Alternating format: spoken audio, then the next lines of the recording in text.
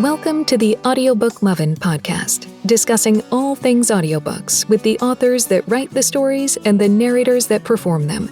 Brought to you by Viviana, Enchantress of Books. Hi, everyone, and welcome to Season 2, Episode 16 of the Audiobook Lovin Podcast. My guest today is narrator Zachary Johnson. Welcome, Zachary, to the Audiobook Lovin Podcast.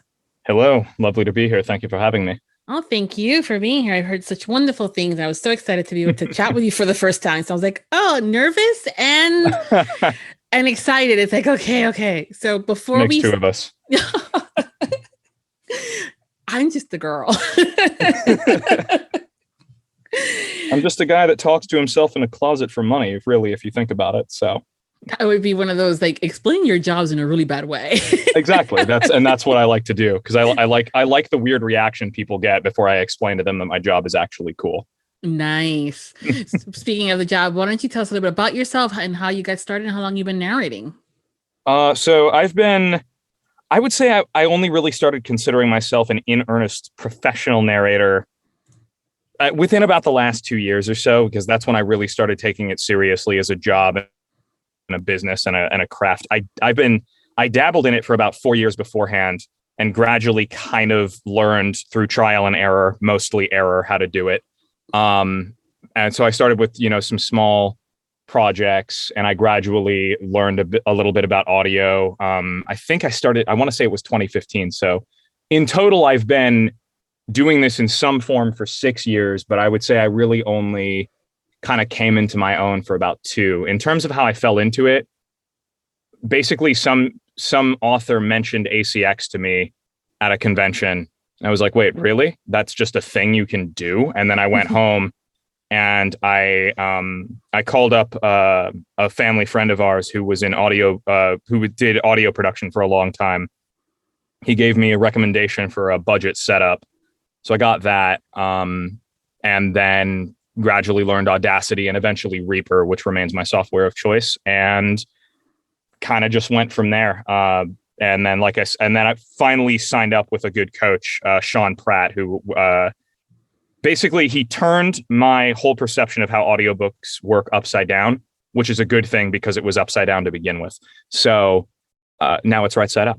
Nice. And now here I am. Perfect. Yeah, I've heard Sean is a good coach. He's fantastic. Yeah. Just a lovely guy too. Just very easy to work with. And you get the feeling that he really wants you to do well. He's not just there to be there. He really, really wants you to do well. That's important because it's a lot of time and effort and money goes into this gig. A lot of people think it's just, people say I sound sexy or that I sound good. I'm like, yeah, I know there's a lot more to it. oh yeah. No, People told me I had a nice voice for a long time, and I fell for that very preconception of, oh, I sound good. This will be it. No, it won't be easy. No, there's so much more you have to invest than just that. And it's but you do have a good voice, by the way. I think if you wanted to do it, you totally could. Oh, thanks. I have this thing where I'm like, reading out loud has always been like not a good thing for me. But at the same time, it's one of those where like, you wouldn't expect that to be a skill set, would you? Until you actually start trying to do it and you realize, wait a minute. Mm-hmm. Yeah. Yeah. So I know that if from a prep perspective, I would probably be the girl that does the color coding at first and everything. How do you go about prepping your books when you get them? Sure. So the most important thing for me, and it's where 95% of my prep effort goes, is just the character voices.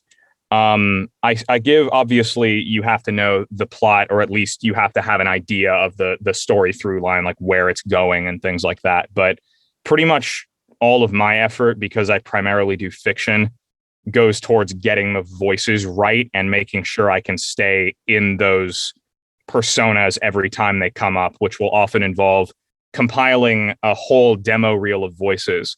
And depending on who you're working with, the author may or may not see that. If you're working on an indie production and you work closely with the author, I really love doing that, because then we can go back and forth and they can act like a director for me, because I'm a math guy. So I very much like to know that I have things right before I start actually trying to execute. With a publisher or a production house, sometimes it's a little less involved than that. And because ultimately they trust you to just do the job and that's part of it. So I always have that with me. And that's pretty much the entirety of my prep is I just go through and I really study what each of the characters are like. And then I kind of just let that inform how I narrate the story. Because what's interesting is I often find the narrator kind of becomes a character in itself when I do the character prep really well, because most fiction is done in third person close. So it's almost like you're this hyper empathetic person that's telling the story, but you're feeling everything the character is feeling, even though you're not reading it as them. So yeah, my prep, long story, the TLDR is my prep is pretty much all character work. Wow.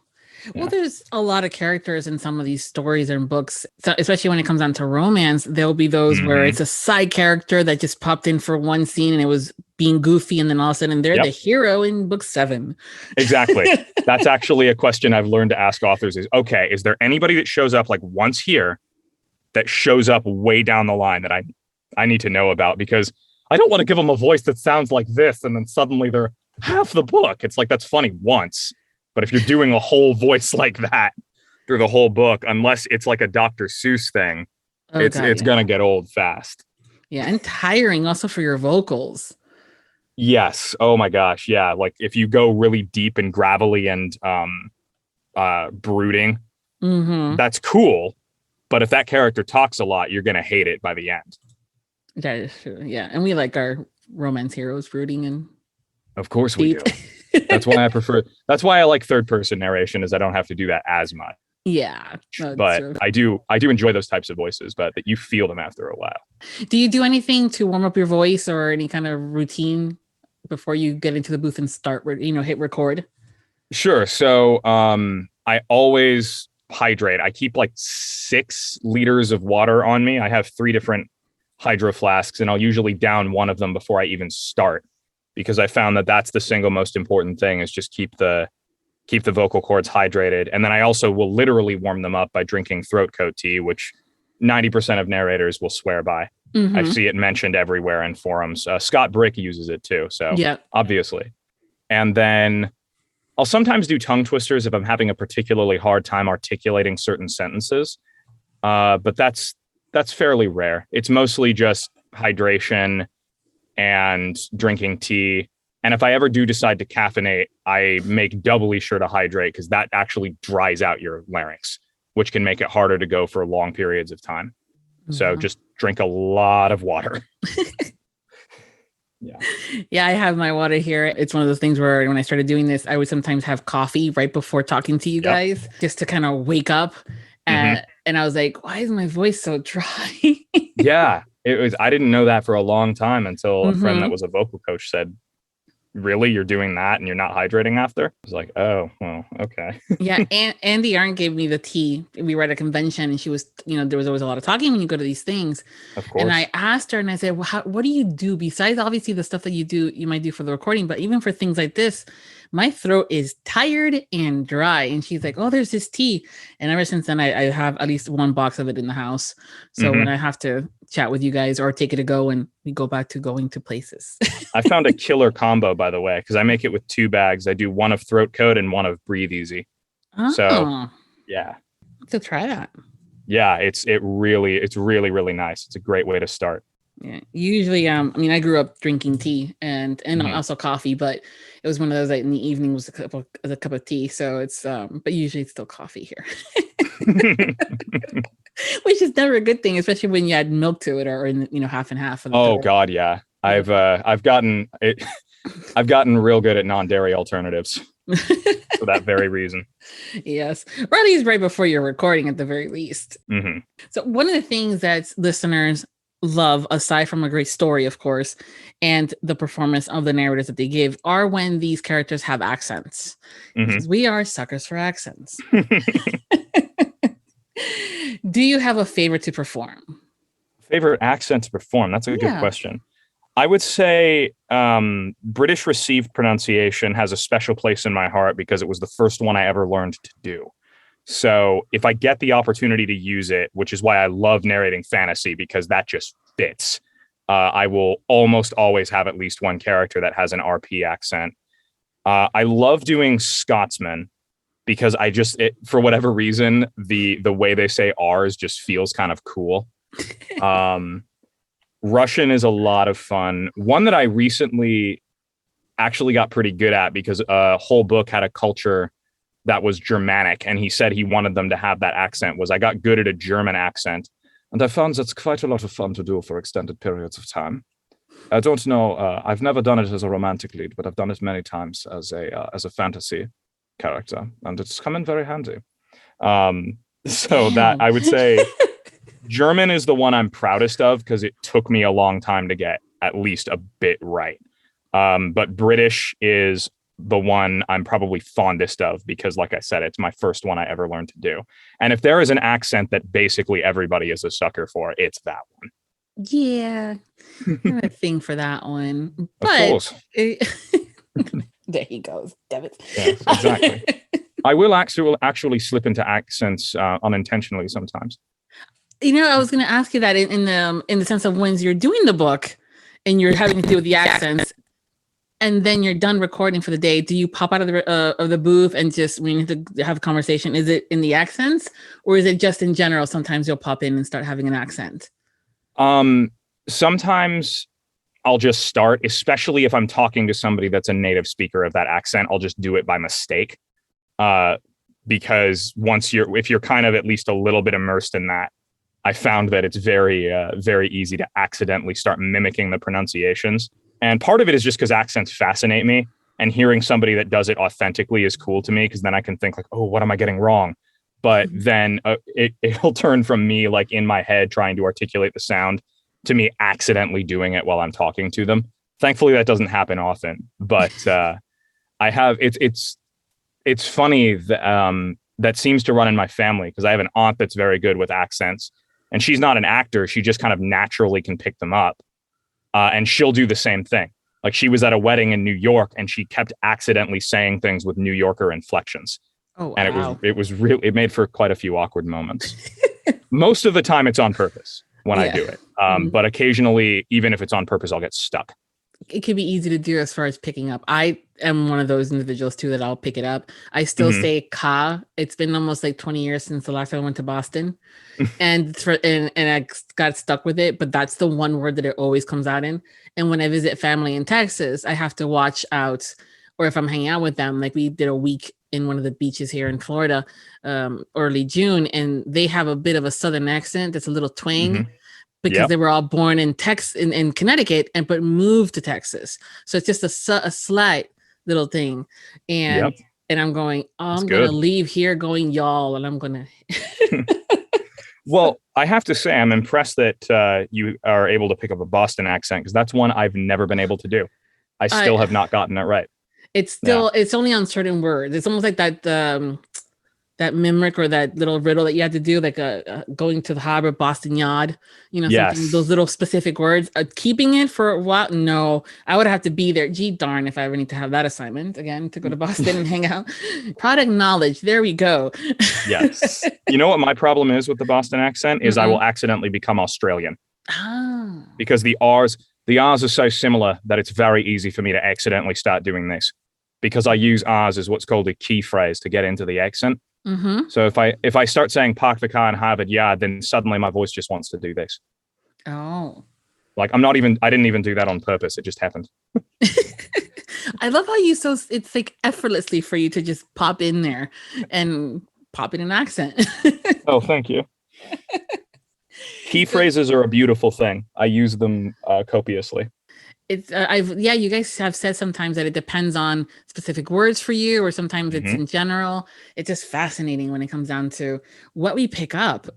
Yeah, it really is. There's a lot like accent artists really, really impress me. Yeah, they're fun. So I know you mentioned the Boston being one that's difficult that you haven't picked up yet, but is there one that you've what's been like the hardest that you've had to like really focus on? French, for sure. Which is funny because French was the language I studied in high school and a language my grandmother tried to teach me. So I can speak what I remember of it fine. Like my accent when I speak actual French is okay. But when I try to speak it in English, for whatever reason, it's there, it's listenable, but it never feels quite right. Like eventually with, for example, the German accent, even though it felt a little stilted at times, I felt natural talking in it after a while. French, I've never been able to quite get there. And I think part of it is because I do accidentally become German sometimes when I speak French, because weirdly the R's, especially if you do what's called the uvular trill, which is the R thing, where they say their R's like that, Germans do that too. So, and since I'm better at the German accent, it's easier. Like my brain will just want to go there rather than do the French one. But I've tried to do the other thing where what'll happen is certain native French speakers, when they learn not to do the uvular trill in English, they'll overcompensate and really round their R's like that. And even then, it's just, I don't know. I've just never been able to get it to feel natural. I haven't had complaints about it.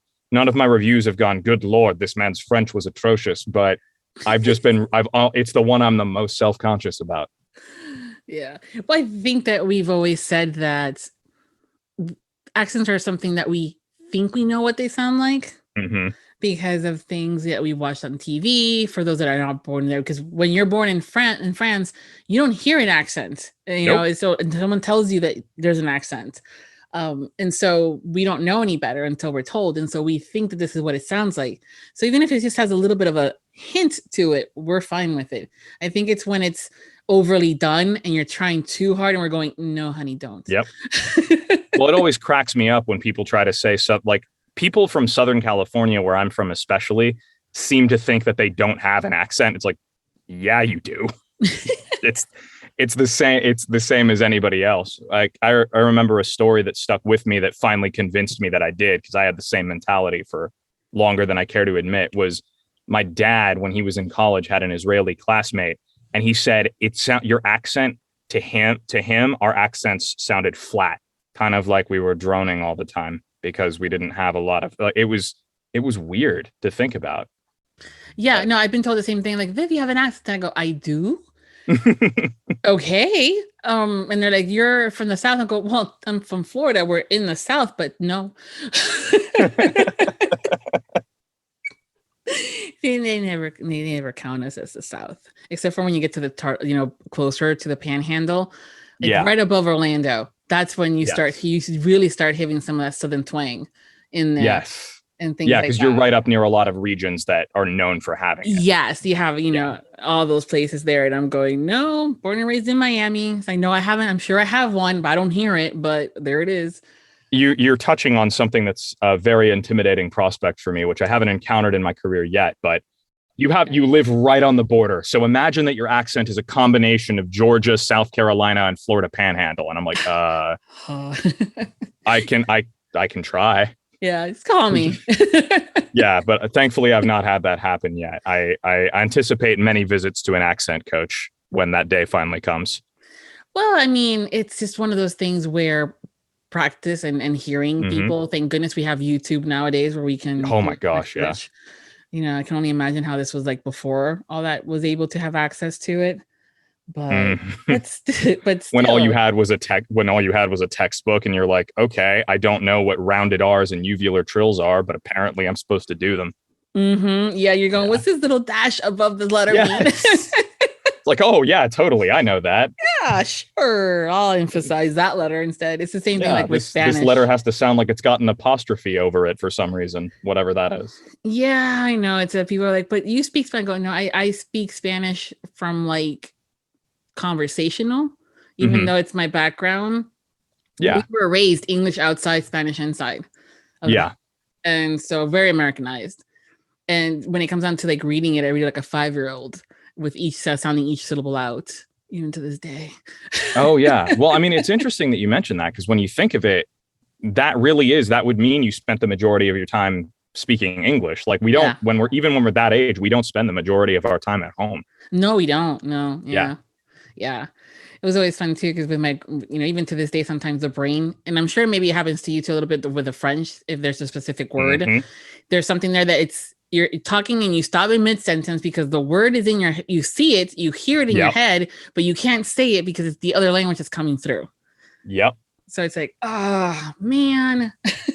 The thing where it stops you from going, the fence. Yes, the fence. Yes, exactly. So you've done a lot of different genres. You're saying you've fiction, you've done sci-fi, and there's also romance that you've done. Yes. And romance, I've always described it as it being an umbrella term with a bunch of subgenres underneath it. Of course, where you get paranormal and you get the fantasy and all the contemporaries and stuff like that. Is there one subgenre that you love to perform or like to perform in? Of romance? Yeah. Oh, I mean, of course, I'm a fantasy sci-fi geek. So, for example, the Corthan Legacy by Stacey Bennett, I adore because it's fantasy romance. But I've actually really, especially since I started narrating it a lot, kind of taken a shine to contemporary. I didn't think that I was going to be as fond of it as I am, but it's partially, one, it's amazing what consistently landing work in a genre will do for your opinion of it. And be like, okay. But the other is, I don't know. I just never really, because I'd never really worked in it, I didn't really understand what the feel of it was, but I've actually grown to really enjoy it. I just finished kind of this rom-com that took place in New Orleans, and where it was this couple that have been friends for something like 20 years, just suddenly get married on the spot after the woman has a bad breakup. And then the guy has to spend the whole rest of the book figuring out, oh, wait, I've only ever been the shoulder to cry on. I have to be married now. And it was just really funny to me. So contemporary, I think, actually might be my favorite romance genre. I love all the others, but like I said, I've kind of taken a shine to that lately. And in general, is there a genre that you really like? I know you mentioned sci-fi being one of your things, but is that where if you had to pick one genre to narrate for the rest of your life? Oh gosh. Oh my gosh. Dun, dun, dun. Yeah. I might say that I would do cyberpunk, because for whatever reason, the aesthetics of the world, the aesthetics of it are something I've always been drawn to. And there's all sorts of stuff you can do that's really interesting, because cyberpunk romance is totally a thing, but you can add things like lit RPG elements to it. It can get pretty fantastical if you really want it to, because typically when you're doing those kinds of stories, you're dealing with something like cybernetic augmentation, which basically is author code for, we can make you do whatever we need you to be able to do for plot reasons because you're part robot. And I'm a sucker for cyborgs too. I've always thought it'd be cool to have mechanical arms that can punch through walls. So it's really fun to kind of act out that fantasy of the characters. So I would do cyberpunk, but again, it would be a painful choice. Yes. Well, the good news is you don't have to make that choice. At least as far as I know, maybe by the end of this, that'll be the big reveal. Who knows, right? Yeah. Is there a genre yet that you have not narrated that you'd like to? Ooh, I would say I haven't done a lot of mysteries or thrillers. I haven't done a lot of urban fantasy, both of which I would love. Although I did just land my first urban fantasy job, which I'm going to be doing in fall. So that's going to come true soon. Nice. And as a math geek in the nonfiction, I haven't done any science books yet. And that makes me sad. So I haven't been able to indulge the absolute nerdiest part of my brain with my narration career yet. And I would like to. Math geek, huh? Love math. Oh, very much. I have allergies in mathematics because my mom said the word hate is too strong and I have to deal with it on a daily basis in one aspect or another. So she's like, it's like having an allergy. And I'm like, that's a good way of putting it. Yeah, for sure. I mean, I could go on about where such math allergies could come from for hours at a time. So just be careful if you choose to broach that topic. Got it. No worries. Yep. It's okay. I think I can figure out a way to change it if you start talking about a video game of some sort. Oh, perfect. Or like, hey, what about this urban fantasy you've been wanting to do? What is it about? Yeah, exactly. What would you say that you love most about narrating audiobooks? I would say I really relish the challenge of learning new accents, because that's just something I've always found really fun to do. I think the best part of my job is when the author gets back to me and they like it. I've not had it happen yet where the author is like, good God, man, what was this? So far, really just hearing back from what the author thinks and I like rewarding an artist's trust in me to interpret their work, because it really is really kind of nice and heartfelt when they come back and say, you've done justice to my words, because I know that these stories mean a lot to the people that write them, whether or not they're, a super, super well-known author or an indie author just starting out, or kind of an author with a cult following. It really is something that they put a piece of their heart into. And it's really, really nice to kind of be trusted with that, which is an aspect I've really come to appreciate lately. That's good. It's cool. I love that you do that. Yeah. You also have a twofold, because the listeners, yes, we're invested, and some of us can't wait for the audiobook, so we'll read the book and then we're like, okay, now wait until it's this book.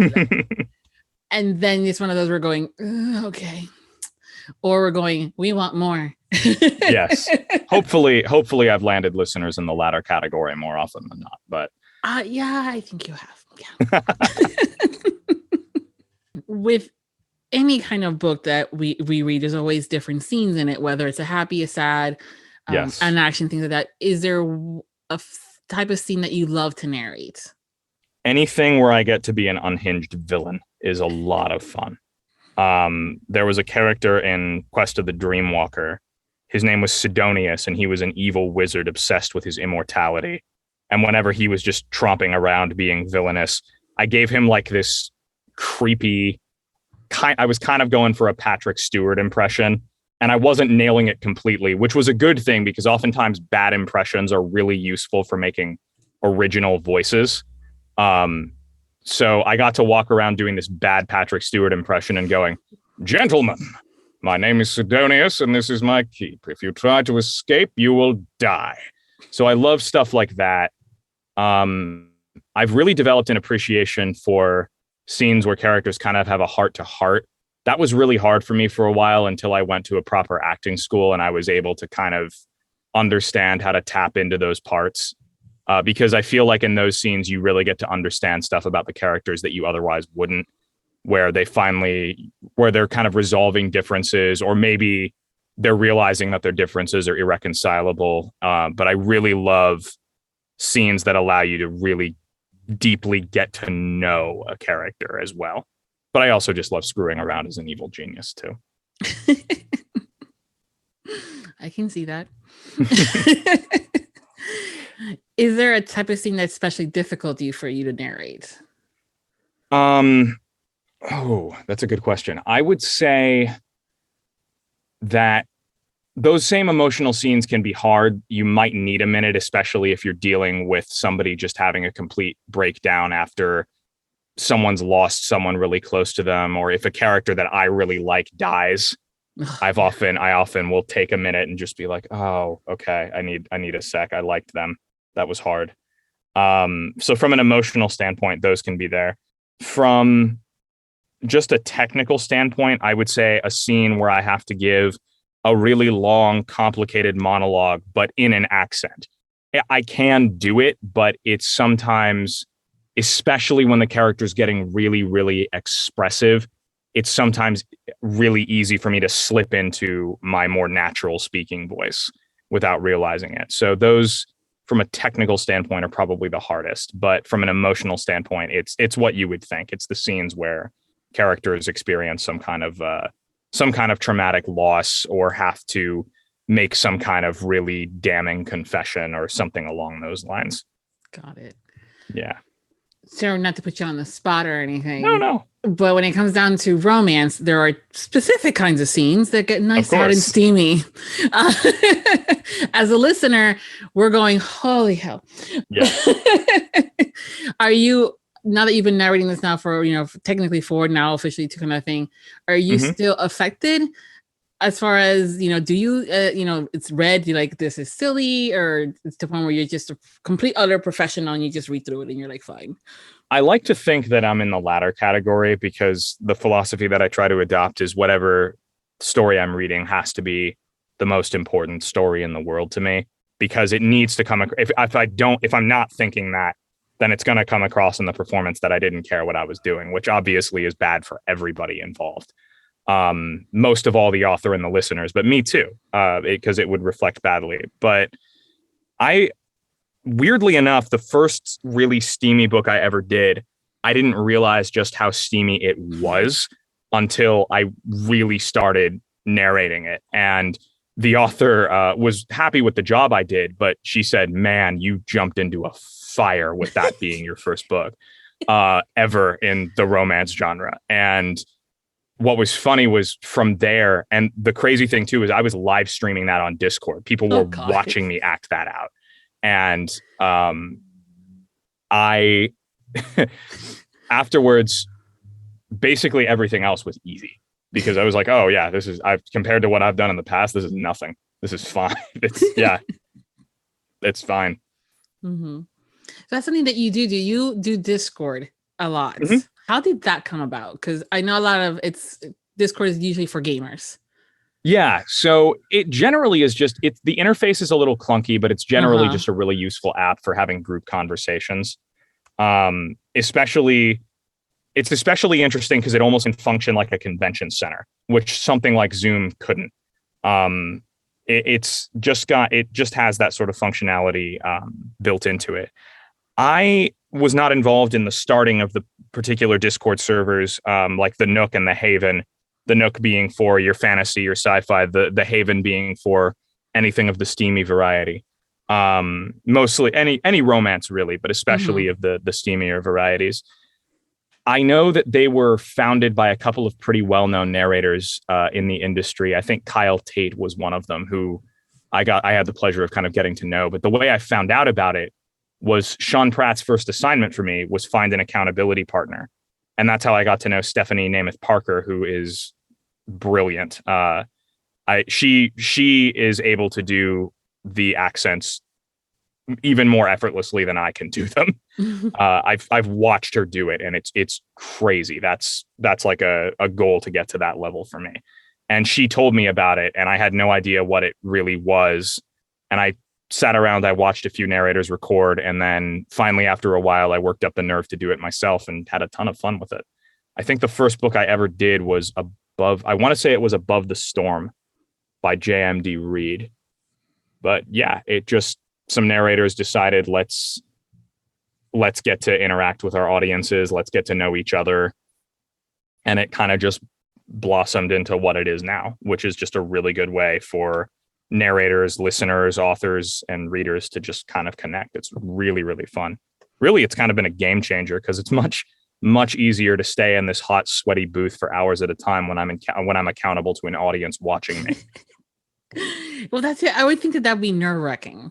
I'm a trained public speaker, so it didn't hit me perhaps as hard as it might have, because I've been doing some form of public speaking probably since middle school. So I'm used to the idea of people watching me perform in some way or another. But I certainly remember what it was like to work up the nerve to do that in the first place. But by the time I got to Discord, I had kind of worked through that side of me. I don't know how I managed to compartmentalize enough to narrate that first romance book I ever did without feeling really self-conscious about it, but it happened. I'm not going to question how. No, it just did. Yeah, no, I'm trying to still get my hands wrapped around Discord, because it's the interface that you're saying is really wonky, and it kind of looks like DOS from 1995. Oh my gosh, yeah. And you're going, where do I click to go where? And why am you're talking to me, but I can't see you. So it's very, I consider myself very tech savvy. Yeah. And that one's still getting to me. And I'm going, I will learn you. I will master you. Damn it. Oh yeah. I had to ask a lot of questions when I first got in there, but if you ever see me on there, I will happily help. Thanks. I'll just do that. Be like, Zach.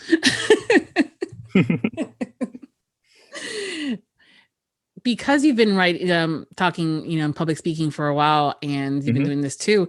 Do you have bloopers that happen then, and do you record them? I do have several amusing outtakes that occur during sessions. But unfortunately, the way that I record, I use something called the punch and roll technique. Yeah. Yeah, it's where you edit stuff out as you go. So the thing is, the way Reaper works, if I wanted to, I could go back to the raw recording and retrieve those bloopers, because it's what's called a non-destructive editor. So you can actually go back and recover stuff that was deleted, provided you don't delete. Yeah, so I could do that. It would just require me remembering where every error happened. But I do have some amusing outtakes. My personal favorite to this day was the time that I didn't know what a brazier was. So when I was recording Quest of the Dreamwalker and we were talking about Sidonius's sinister lair where he sucks the life out of his prisoners, I was talking about how there were flaming braziers on the wall for a little while. And then I realized what I was saying. I was like, wait a minute. I don't think that when I started listening to what I was saying, and I was like, that I don't think that's right. I should probably look this up. And that, by the way, if any narrators that are listening happen to be in the aspiring category, is why you never, ever, ever guess. Yes. Yeah. Always ask. Always. Google first, ask as well. Youglish.com is your friend. I see that too. I always say Google is your friend. Use it. Yes. Well, I know that the punch and roll is the best way to do it for you guys, and also the editors and stuff like that. But man, it's just a killer for those bloopers. It is. I think I may have to, if I have particularly amusing ones, just mark the recording before I punch back in. Yes. That would probably be an easy way to recover them. Yes. So do a quick voice note on your phone saying, hey, go back to this place. Right here. Just remember. Yeah. Viv's going to get a kick out of this one. Go for it. Yeah. It would be even better if I had them on video and I could show my reaction to them, because then they would be the most amusing. But even auditory recordings would be good. Oh yeah, no, the ones that we've heard, and you guys are hilarious because you're rechecking yourself and you're trying to get it, or if you're stuck in a word and you can't get past it, it's just like so much humanizes you, but at the same time we're going, but you sounded so good afterwards. So it's great. It always cracks me up. Some people will listen to it in their car like it's an actual audiobook. And I'm like, can you imagine the reviews I would get? Like, they come there to hear this, but the reviews I would get into a final product if I was sitting there going, damn it. Every, because I had one, it took me 10 tries to say the phrase because it was just such a tongue twister. And it was something like, it had like a lot of SH sounds and like it was just a lot of sounds that individually aren't hard to articulate, but in succession, having to switch from one to the other, it's just it was a mouth workout. And the best part was it was a duet narration. So my co-narrator just got to laugh at me for 5 minutes. Oh, goodness. Yeah. Those are fun. I am trying to not say that duet's my favorite narrating style now as far as listening to it, but it's just almost like watching an entire play in front of you. Yeah, it is. Do you have a preference when it comes down to solo, dual, or duet? I like dual a lot because I get to know new narrators that way.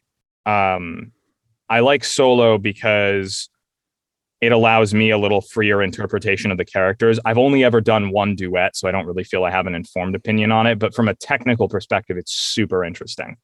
It's much more challenging to get right because you have to make sure your audio is synced up. You have to make sure that you get the timing exactly right, so that you have to also make sure that you're rolling the entire time, because otherwise you have to sync up every 5 or 6 seconds, when you're making all those different errors. And so it really is, it's rewarding in that if you get it right from a technical perspective, you feel like kind of a badass, but it's by far the hardest one to do. Especially when it comes down to not being in person. Yes. A lot of narrators that I've talked to have said that they prefer, while they love it, it's great when they do it in the studio. Yes. Because they just show up. So yeah, it's a lot of work. It's a lot, but worth it. I know a lot of authors are starting to look into that one a little bit more. Yes. But I think it's also good because sometimes you guys have especially the ones like you have that deeper range in your voice. And when it comes down to doing the female voice, you do a good job of not making it sound Valley Girl. Good. I'm glad. That was by far one of the biggest challenges and one of the most intimidating obstacles when I first started doing this, because obviously sounding like I do, it's a very real possibility that I could accidentally make it sound like a caricature, which if that's the intent of the character, great. But 90% of the time it's not.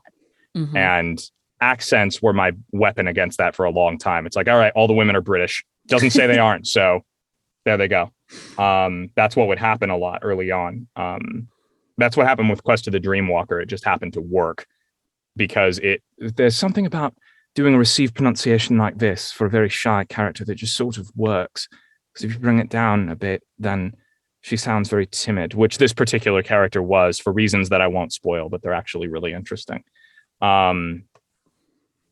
Yeah, I think duet narration is valuable in that regard, but I also kind of really enjoy the challenge of convincingly voicing characters that have more female presenting voices than mine is. Well, that's the good news, is that we get a mixture of all these types of narration. And I don't think that's even when one gets a little bit more popular or trendy, they're always all going to be available and around. Certainly. And I mean, there's also the fact that it really just depends on the perspectives the story is told from. Yes. Because if it's all third person close or first person from one character's perspective who has a voice that sounds like mine, then guess who's stuck doing all the female voices most likely. Mm-hmm. Stuck is the wrong word, because like I said, I actually really like it, but it tends to necessitate that because it's less practical to bring on another narrator to say just a few lines, as opposed to if you've got a dual perspective going on or something where a character that it might call for another narrator has a ton of lines, then that especially can be really cool, because then you get, like you said, it's like a radio play. Those are fun. Yes. I also kind of like it when the consistency is there. And I know that sometimes it happens. Narrator 1 does not talk to narrator 2. And so then you get two different interpretations of the same scene, neither of which is necessarily bad, but they're disparate, which is jarring. Yeah. Like you could have like one character sees it as a whispery fight and the other sees it as a scream fight. And then you have the contrast of one character's doing this and then the other's yelling back. And it's like something's not quite there. But even the accent sometimes, when it comes down, there's some times where a narrator might choose not to give the accent or very slightly. And then the other narrator will bust out with like hardcore. Yeah. And you're going, oh, okay. And this is why you talk to your co-narrators. Even, just a little bit. I think the biggest challenge really for duets is the editing too. Oh God, because if you're making two different studios sound like they were recorded in the same place is that's technical wizardry. Mm-hmm. Yeah. Well, even with the podcast, being in two different locations, and I get the files back, like you get your track and I get my track. Yeah. And there's that moment where you're select all and you're trying to cut one thing out because I said too many times. Yes. And then it just wiggles to the right and then it's not aligned. Then you're going, fuck, I got to go back. So from the beginning, re-edit things because that one thing that's not aligned anymore completely messes up the sync for the rest of the conversation. And I'm going, oh my God. No, man. I value and I, totally get the editor's perspective. And I always try to, when I was working with audiobooks and doing stuff, I always try to get them the best off, files and when I'm proofing the same thing because it's a lot of work. Definitely. Yeah. Is there an author and or narrator that you have yet to work with that you want to? I mentioned Stephanie Namath Parker. Mm-hmm. I just landed my first job with her, so I'm really excited about that because I've been wanting to work with her forever. An author that I really want to work with. There is there was one who's just coming up that I just landed a book with. Her name was A.D. Trosper, and she's a friend of Stacey Bennett, and she writes wonderful fantasy. And through Stacey, I actually managed to get a project with her as well. So those two, like the two most immediate people that came to mind, I'm like, oh my gosh, I just got jobs with them. So awesome. There's a cyberpunk author I've been wanting to work with for a long time. Her name's Anna Mosikat. And we almost did, but like right around the time I said, hey, I want to do your book, she just hired another narrator who is excellent, by the way. That's no knock on the narrator. Like he absolutely was the perfect voice for that story. but I've been wanting to work with her for a long time. And there's a narrator named Jennifer Blom, whose work I really like. Rachel LeBlanc or LeBlanc. Forgive me, Rachel, if you hear this and I mispronounced your last name, because I've never actually heard it said. But I've seen some of her snippets of her narration. I tried to say snippets and sample at the same time. It came out snample. Yeah, gotta love those accidental portmanteaus. But I really like her style. She's got kind of that snark quality, and I've got kind of a natural smartassy quality myself. So I feel like the right genre, we could have a really funny sort of interplay. Like I said, Stephanie's just an amazing actor. So even just getting lumped into the same book with her would probably mean that it's like, oh, somebody thinks that I can act up to her level. Okay, cool. And then Jennifer's got that same quality, just a really nice, cool sounding voice. A hell of a singing voice too. So if we ended up in a fantasy novel with some singing, that would be awesome. So those are the ones that come immediately to mind. Cool. And I'm sure this list is ever evolving as more time. Always. Yeah. Brandon Sanderson would be one too. Okay. You mentioned singing. Does that mean that you sing too? I'm not trained, but I have had to sing for books. Yeah. Oh, wow.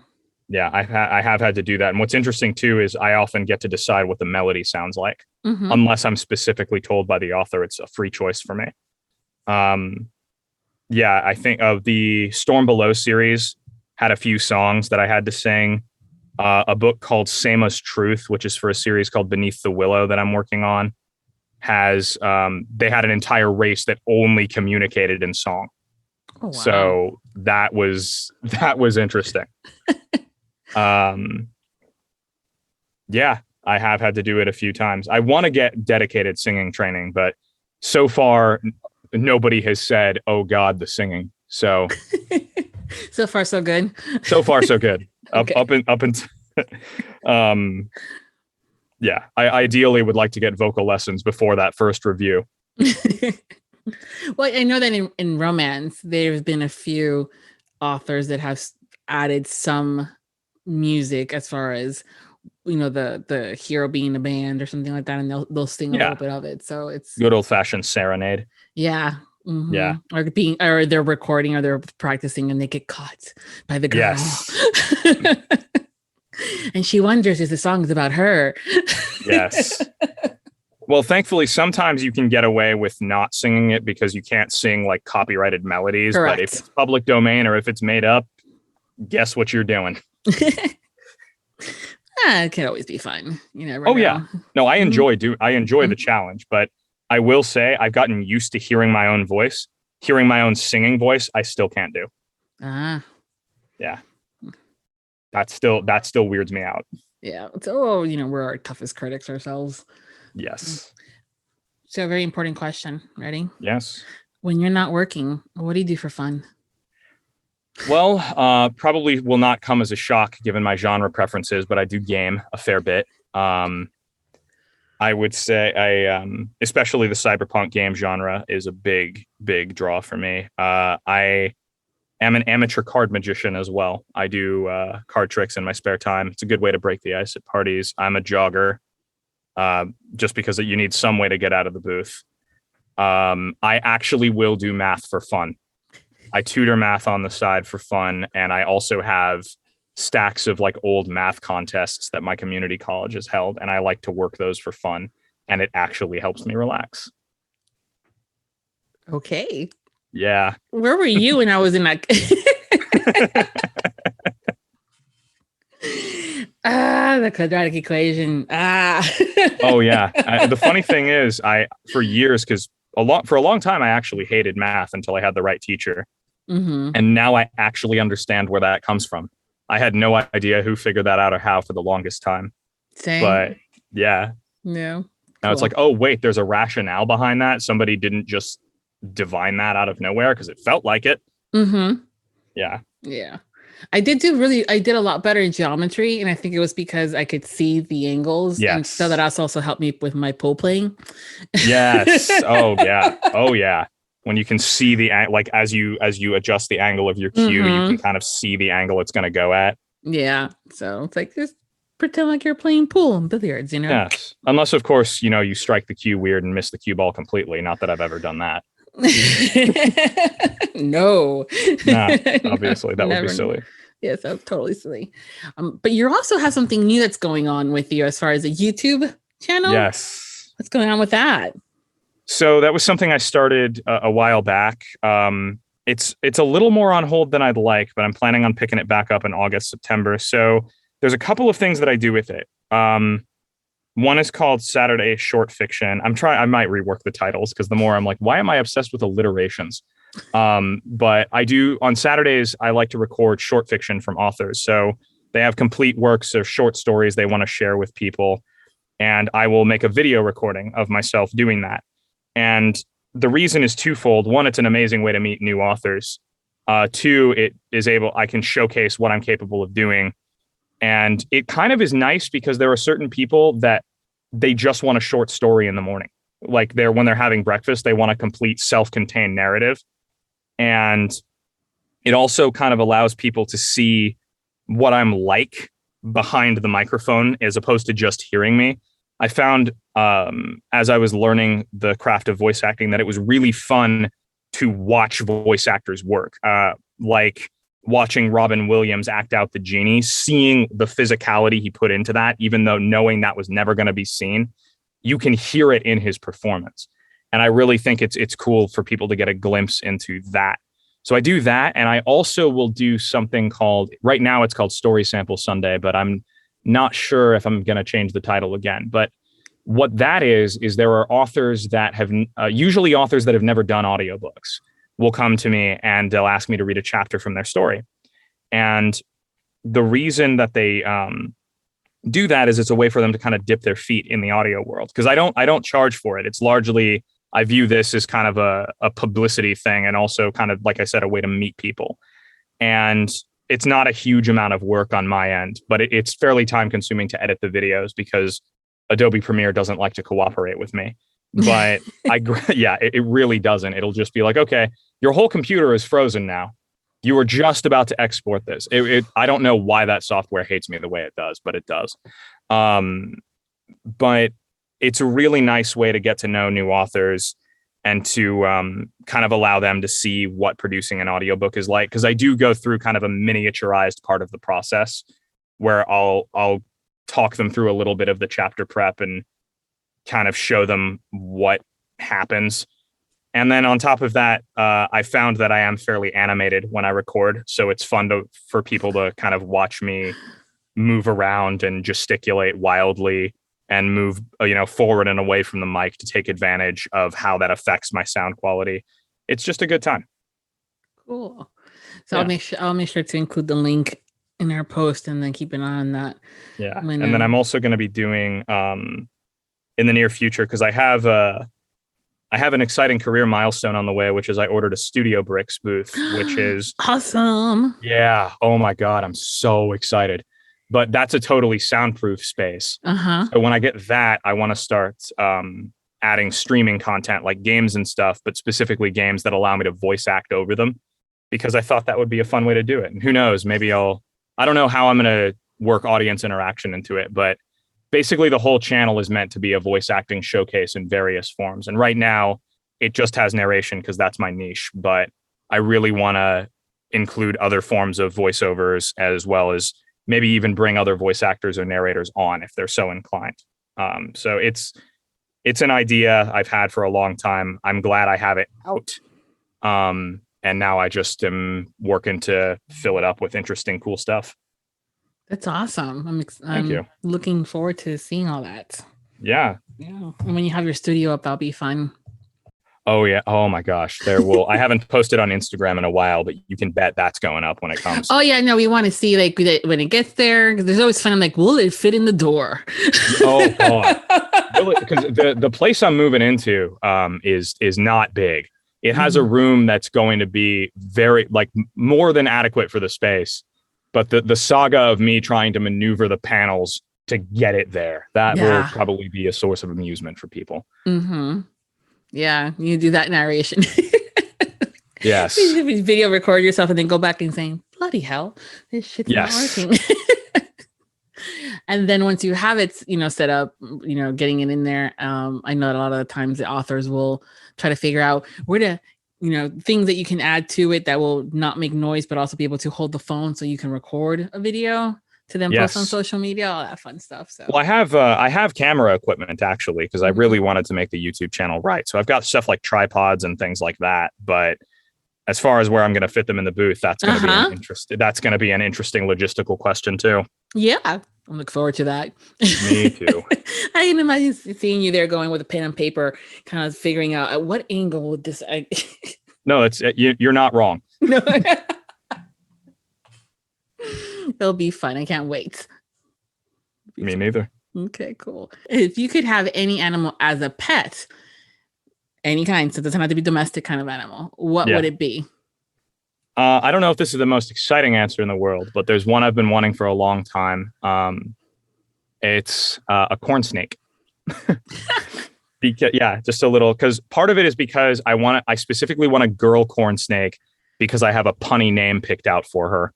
And also because I've just watched videos of them and they're just like, they're the sweetest little animals. They're very like curious and inquisitive, and they tend to have just such a nice little temperament, and it's kind of different, and it's kind of fun to have people that are normally reptile shy hold the snake and realize, hey, these aren't so bad.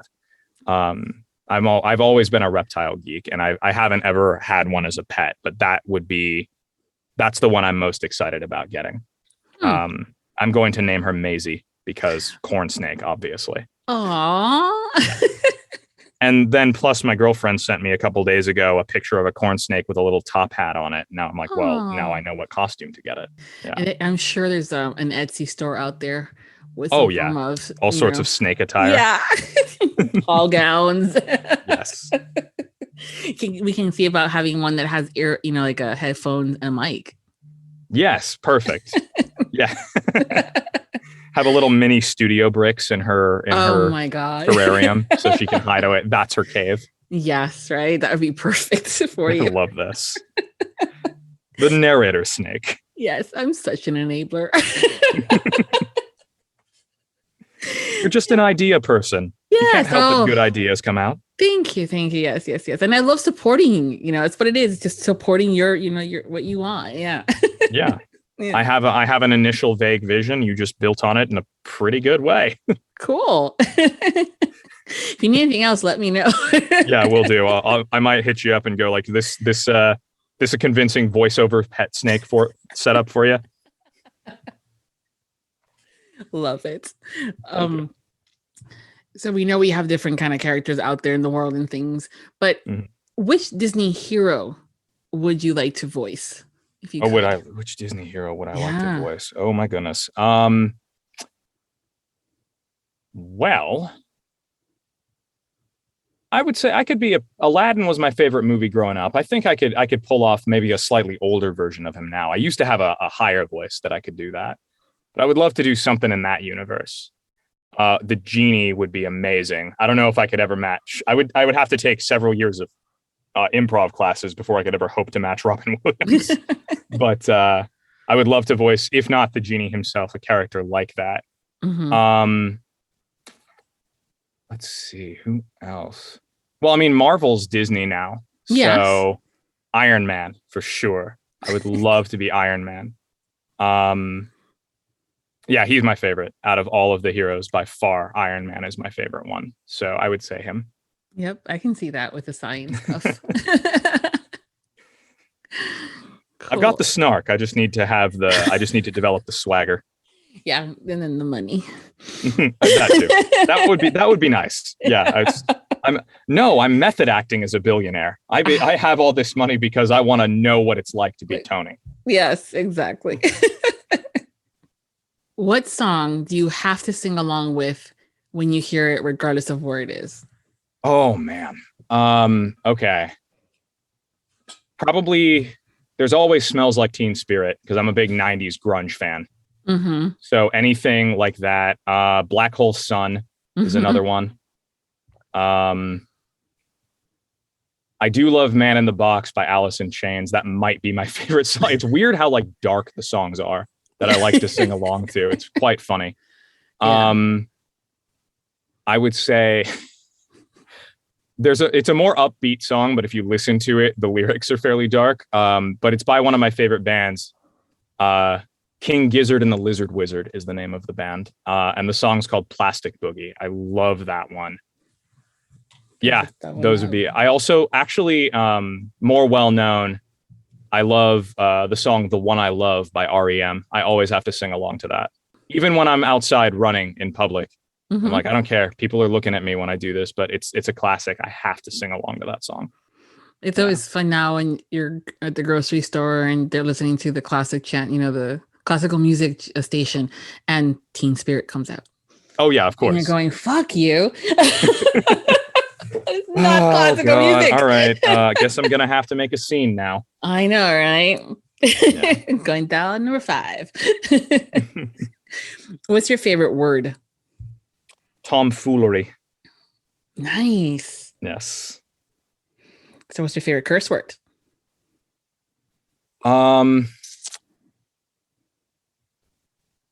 I would say, oh man, there's so many. Probably just God damn it. Good old fashioned God damn it. Because there's just there's some syllables to chew on there. And on top of that, it reminds me, there was a cartoon a friend of mine and I were writing a while back, and it was a sitcom about a Bond villain and his butler. And that was his signature curse. Every time he would yell at his butler, he'd be like, God damn it, Jeeves. So it just kind of it brings back memories. So you write too? I do. Wow. So that's like, what don't you do? I haven't. Actually, I am publishing my first short story anthology as an audio exclusive. Nice. But that's the first thing I've ever published. That's fantastic. Can you tell us more about that, or not yet? No, I can. I'm happy. It's my stuff. So, I'm writing it under an author pseudonym, I guess, just for branding purposes. So if you see anything written, if you see the name Mitchell Dorian pop up as an author or narrator, it's me. And the pseudonym comes from my maternal grandparents' names, Mike and Doris. I just kind of tweaked them a bit. But it is science fiction, and I showed it to Jess at Audiobook Empire, because I was like, "Hey, would you be willing to produce this for me?" And she pointed out that every single short story seems to have the unifying theme of the inevitability of death. So, if you need a nice uplifting morning listen, you can go to my thing. And I'm a math geek, so I called it The Final Constant, which sounds mathy. And there's 3 short stories, all of which I wrote at a class I took at a community college, actually. So that was the first time anybody actually got me to successfully finish a story. And I liked all 3 of them enough that I thought that I could narrate them and maybe put them out into the world and see what happens. Just, don't listen to them unless you fancy a little existential dread that day. No, that's exciting news. Thank you. Yeah. So I'm going to talk to Jess and say, hey, when's that going to be coming out? I'm getting the cover designed right now, which is a first for me. I've never hired a professional cover designer. Yeah, I don't plan on releasing it until August, so I don't anticipate I'll see the cover for a little while, but I'm like, that's exciting. I've never had to do this before. Well, from a marketing perspective, and I'm not going to get too busy on here right now, but you do want to have the cover in advance so you can start doing some of that promo. Everybody judges a book by its cover. Yes, we do. It's very much. And, in a way, that's actually wise. Mm-hmm. Yeah. Yeah. Well, the way that I see it is, if you're spending, what efforts are you putting behind that cover? Exactly. To make it good, I'm anticipating it to be that way when it comes on to your writing. Exactly. If you're half-assing that cover, I'm going to think you're going to half-ass that writing. Exactly. And it's a shame, because a lot of authors, even though the covers aren't great, they do have good writing. Oh my goodness. And it's just, you don't get the chance to experience it, because first impressions matter. Yeah, they do. And I know there's sometimes the finances sometimes. That's why I always say, save the money to get that cover artist that you want that's going to do that. It's worth it. Just hold on to it until don't half-ass it. It is absolutely worth it. Yeah. Yeah. Because your work deserves to be seen, and that's how you get it seen. Yes, exactly. Yeah. I mean, there's been times where I've loved the author and we've become friends kind of a thing. And it's a great story, but I'm not putting that cover on my blog because it's not pretty. It's not pretty. It's like, I'm supposed to put this on my social. Yeah, I know how you feel. Yeah. It's worth the holding off on until you have the money to hire someone that you know is going to do a good job. So you were saying August? Yes. Okay. Yeah, it's all recorded, but I didn't anticipate having it done. And then I just kind of got excited one day and just burned through it because I wasn't anticipating recording it until August. So obviously I'm not going to go back and bug the cover designer and say, hey, change your schedule. Yeah. So yeah, I'll wait and see. I'm super excited because based on what I've seen of her portfolio, she was like the perfect choice for this. So fantastic. Can't wait. Me neither. Make sure to share that when that comes out. Oh yeah, I'll send it right to you. Awesome. Yay. So we've reached a really fun section of our conversation where it's a game time. All right. I love playing Two Truths and a Lie, where the guest tells me 3 things and I have to figure out which one is the lie. And you guys get this stuff in advance. So now you are all getting very creative. And yes. Oh, I spent a couple days thinking. I ran a few stories by some people. I was like, oh my does God. This sound good?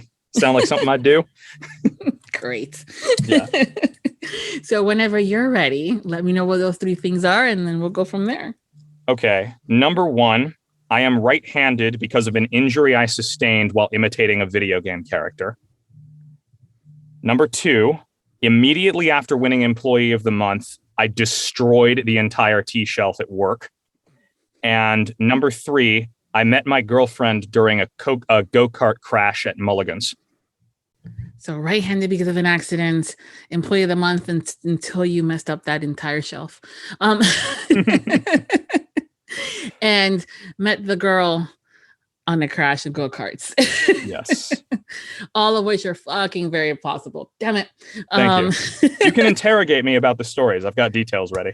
Well, I bet you do. I bet you do. Let's see. I think the lie. Shoot. The right-handed? Okay. What do you want to know about it? No, I think that's the lie. Oh, no, that's true. You're kidding. Really? Yep. Yeah. How old were you when all this happened? I was 4.5. I had just gotten a Game Boy and I was playing Super Mario Brothers. And I had decided that the bar stools looked like the platforms that Mario jumps on. Oh, God. And so I was doing pretty good, actually. I made it across and my mom was on the phone with somebody and she didn't see because she was facing the other way. I jumped back. I hit the last bar stool. It falls over and my left arm paid the price. So I had to, because I was in a cast for so long, I had to learn how to write with my right hand to keep up in school. And then I just never switched back. Oh my goodness. Yes. So it's a funny tidbit. I was also born left-handed, but I have an identical twin sister who's my mirror twin. And when we started in kindergarten, instead of them sitting in front of each other, so we mirror each other, they sat her next to me. So I mirrored her. Oh. And now I predominantly write with my right. I do a lot of ambidextrous stuff, but writing is still usually better handwriting at my right. Yeah. Yeah. Oh, that's interesting because you had the handedness. Like in my case, my left hand, because of how badly injured it was, you would never know that I was my dominant hand at some point. Huh. But it's interesting how that happens. Mm-hmm. When you switch handedness by kind of almost by mistake, how you retain some reliance on the original dominant hand. Yeah. No, it's also too how quickly our brain can pick up a new, like, okay, well, fine, we'll do it with the other hand. Yep. Jumping on bars. Oh my goodness. I was not a smart child. The funny thing was that wasn't the first time I'd done that. Oh my God. Yeah, that was the second time I'd broken my left arm. It's just that was the one that did it in. Oh, wow. Yeah. Your parents must have had fun. Common sense came later for me. Well, when you're at that age, you're like, I can do anything, just like the video game says. Yes. Mm-hmm. Okay, so we now have Employee of the Month and go-karts as the 2. Oh, goodness. Employee of the Month is the lie. That one is also true. I should have gone with the go-karts for the girlfriend. Should have gone with it. So you get awarded Employee of the Month.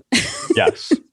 Yeah, literally my manager walks up to me. So it was actually Starbucks that I was working at, and they do what's called Partner of the Quarter. So I guess technically it's Employee of the 3 months. But it's the same kind of thing. And so he gives this he gives this award to me. He goes, "Hey, thank you very much for all your hard work. You did great." And I was like, "Oh man, thank you. I really appreciate it." And at the time I was mopping the floor, I put the mop in such a way that the mop stick catches the shelf that we keep all the tea pitchers on to make, those iced tea shakers that we make? Yeah. Catches it, pulls the whole thing down, like 10 pitchers of tea just spill over and ruin the entire floor. Literally, it was less than 60 seconds after he handed me the certificate. It probably was about 15 seconds later. And then he just looks over at me and I look back at him. And there's just this look of like, I'm really trying not to regret my choice right now. He didn't rescind the award, to his credit, but I was just like, just to remind you why that might have been a mistake. There you go. Well, 3 months of doing such a good job that you would be awarded that minus the one. The catharsis was, all right, I get this one. I get this one. Yeah. The timing was just like epic though. No, it was perfect. It was, and it's far too many people saw it happen. And they were all looking at me the same way. Goodness. So you did not meet the girl. I mean, I met my girlfriend in a funny way, just not that way. Okay. Got it. Yeah. I met her when she mentioned on her dating profile that she liked cheesy puns. So I sent her a pun about cheese and we ended up having a pun war for a month. And then I invited her to coffee. Nice. Yes. And then she won the pun war that day with a mic drop moment where she handed me a piece of citrus fruit with her phone number on it, called it a pickup line, and then ended the date. I was like, okay, you win. You win. That was the mic drop. Nice. Yeah. That's cute. Yeah, it's fun. So Zachary, before we go, why don't you tell us a little bit what you're currently working on, if you can, and what's coming up next for you? Sure. So it's got a long list of stuff that's coming out that'll be pretty cool. So right now I'm finishing up Corroded Cells by Matthew Goodwin, and that is a cyberpunk piece. I just finished Heavy Petting, which is a romance piece, male-female romance in the South. It's that rom-com I mentioned earlier, so that should be coming out soon. It's just the publisher just started to blast it on Instagram. I'm working on Call of the Huntress, which is the sequel to Quest of the Dreamwalker. Stacy, again, is an amazing writer. So that's the book with the evil wizard in it. I'm working on Embers at Galdraleen, which is a series about dragons and the people that bond with them. And that's by A.D. Trosper, which is great. I got my first mystery thriller called The Ship by Doug Brody. I got an urban fantasy romance called Fluke and the Faithless Father, which I'm super excited about. That's by Sam Burns. Of course, my short story anthology, Final Constant. And then finally, another fantasy novel called Death's Disciples by Dustin Harriman. So I've got a few things coming up over the next couple of months, and all of which I'm super happy about. Yeah, but no math books sounds yet. great. Oh, sorry. But now I know that if anybody ever comes to me and says, "Hey, I want to get my math book in audio," I'm like, I know the guy for you. I know. Perfect. Yes. But no, it's a cool list because I've gotten so many genres that I've wanted to work in. And so now it's just a matter of when my schedule clears out, like when I get to them in my queue, I get to say that those are my first. Nice. So, yeah. It's always good to have one of those. Of course. Yeah. Yeah. And there's another one called Time Heals All Wounds. And I'm working again with the first author that ever hired me, a guy named Josh Hilden. That's cool when you get to work with that one again. Yeah. Yeah. He's a super cool dude. Awesome. Well, thank you for that list. Of course. Adding that to our never ending to be listened list of books. Oh yeah. No, there's more, but I was like, okay, I should probably stop. Yeah. Well, sometimes you guys also don't know when and what you can share based on what's going on too. It's, whether the author's giving it out or publishing houses, all that fun jazz. Oh yeah. So, but yeah, no, that's great. It's and we'll follow you, and you do a great job of posting on social media and telling us what you're working on. So, which thank you for that, by the way. It's always nice when you guys do that. Yeah. Mm-hmm. Be involved. But thank you so much, Zachary, for taking the time to hang out with me today. It's been fun. My pleasure. Thank you for having me. If you're not following Zachary on social media, you should. He's fun. And he'll let you know next time he does Discord, so you guys can look, check him out there. So that'll be fun. Yes. Yeah. And then keep an eye out for those live streams as well if you want to come hang out with me another way. Yeah, no, definitely. If you're a gamer geek or you just want to see me do goofy voices. That's fun too. Yes. We can even do a drinking game. Okay, so some of us will get together with me on that end. But anyways, Perfect. But we will be including all the links to wherever we can find you in the post for this episode over at Viviana Enchantress of Books. And until next time, happy listenings. Thank you very much. Thank you wholeheartedly to all of our Audiobook Lovin Podcast Patreon. Special thanks to Jen Franklin, Nixley Zenner, Victoria Butler, Carol Liebner, Chrissy Font, Karen Hoffman, Leanne Schwartz, Lynn Black Patterson, Michelle Eddy, Michelle DaCosta, Farah Blair, Bethany Crane, Brittany Robinette Leiter, Dawn Darsh, Carrie Wallace, Christy Reitz, Michelle Bestard, Sarah McQueen, Valerie Wall, and Nancy Billows. Support the podcast by becoming a Patreon at www.patreon.com/audiobookllovin. Benefits include early access, shoutouts, special exclusive content, and much more. Thank you for your support. Thank you for joining us on the Audiobook Lovin Podcast, hosted by Viviana, Enchantress of Books. For links and more information discussed in today's episode, previous podcasts, or the Audiobook Lovin Series, please visit our website, vivianaenchantressofbooks.com. If you enjoyed today's episode, please leave a positive review wherever you listen to our podcast. Until next time, happy listening.